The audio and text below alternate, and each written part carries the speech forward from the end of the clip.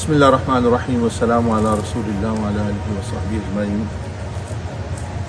ہر سال حج آتا ہے۔ حج کا جو عظیم مقصد اور وہ کیا یاد دلاتا ہے ہمیں، جو حج کر رہے ہیں ان کو بھی اور جو ہم نہیں جا رہے ہمارے لیے بھی،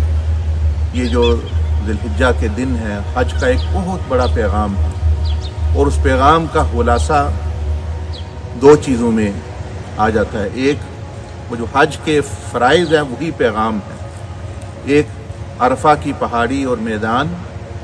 اور ایک طواف۔ پیغام اس میں یہ ہے، عرفہ جو ہے مطلب یہ ہے پہچان، کہ بندے کو اپنے مقصد کی پہچان، کہ وہ جانے کہ میرا اس دنیا میں کیا مقصد ہے، رب کی پہچان، اپنی پہچان، مخلوق کی پہچان، اس اپنے مقصد کو حاصل کرنا ہے اس کی پہچان، یہ میدان عرفات کا پیغام ہے۔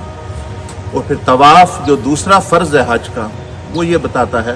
کہ اس مقصد کو پورا کیسے کرنا ہے۔ اس مقصد کو پورا، جیسے ایک طواف کرنے والا وہ کعبہ کے ارد گرد مکمل طور پر گھوم رہا ہوتا ہے، اسی طرح بندہ جو ہے جب اپنے آپ کو مکمل رب تعالیٰ کے سپرد کر دے اور اس کی زندگی رب تعالیٰ کے حکم اور رب تعالیٰ کے ارد گرد ہی گھومے مکمل طور پر، تو اس نے اس زندگی کا مقصد پا لیا۔ اگر آپ سکون، اطمینان اور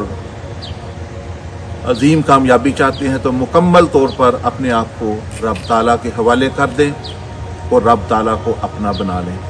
تو انشاءاللہ دونوں جہانوں کی سعادت بندے کی طرف خود چل کر آئے گی۔